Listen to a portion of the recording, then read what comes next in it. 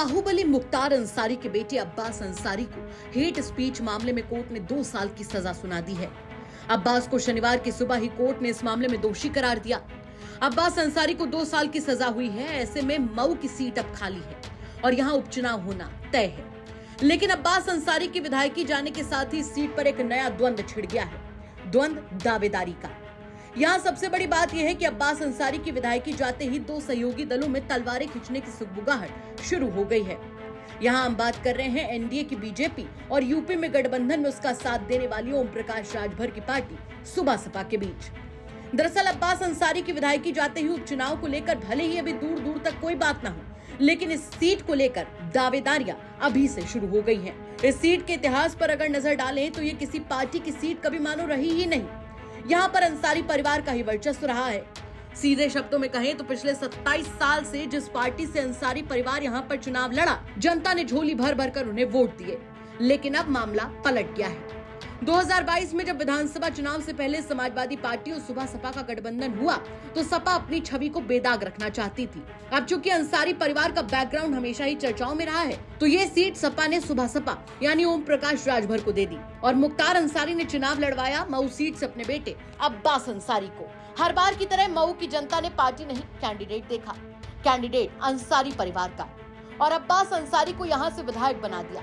यानी 2022 में सपा से गठबंधन रहते हुए अब्बास अंसारी राजभर की पार्टी सुबह सपा से विधायक बन गए। अब्बास अंसारी के विधायकी जाने के बाद इसे समाजवादी पार्टी से ज्यादा यूपी में बीजेपी गठबंधन को तगड़ा झटका माना जा रहा है। क्योंकि पिछले 27 साल से बीजेपी सीट को जीतने की कोशिश करते हुए हर बार चुनाव लड़ती है और हर बार हारती है। उपचुनाव को लेकर बात शुरू होने से पहले ओम प्रकाश राजभर ने इस सीट पर अपनी दावेदारी ठोकते हुए ऐलान कर दिया कि मऊ सीट हमारी है और हम ही इस सीट से चुनाव लड़ेंगे। दोनों ही पार्टियों के अपने अपने तर्क होंगे। बीजेपी के हिसाब से सीट उनकी है क्योंकि हर बार वो यहाँ से चुनाव लड़ते आए हैं। उनका अपना एक वोट बैंक इस सीट पर है। वहीं राजभर के पास सबसे बड़ा बिंदु ये है कि ये सीट उनके विधायक की विधायकी जाने पर खाली हुई है।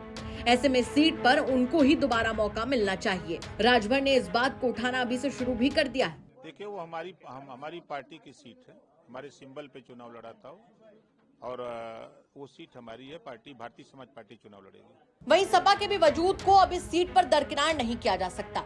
वजह है सपा से गाजीपुर के सांसद अफजाल अंसारी, जो कि रिश्ते में अब्बास अंसारी के सगे चाचा लगते हैं। अखिलेश यादव इस बात को बेहतर तरीके से जानते हैं कि अब्बास अंसारी के नाम पर मऊ में अफजाल अंसारी सपा के लिए खूब वोट बटोर सकते हैं। वो भी इस हाथ आए मौके को किसी कीमत पर जाने नहीं देंगे। जाहिर सी बात है कि सपा यहाँ से चुनाव लड़ेगी और बेहद मजबूती से लड़ेगी, जो कि बीजेपी के लिए दिक्कतों में एक और बड़ी दिक्कत जुड़ने जैसा है।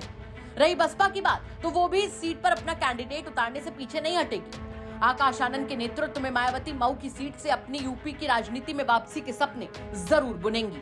आपको बता दें कि जानकारी के मुताबिक अब्बास अंसारी को सजा का ये मामला 3 मार्च 2022 का है, जब उत्तर प्रदेश विधानसभा चुनाव के दौरान अब्बास अंसारी ने मऊ के पहाड़पुर मैदान में आयोजित एक जनसभा में सरकार बनने पर अधिकारियों को ठीक से देख लेने की धमकी दी थी।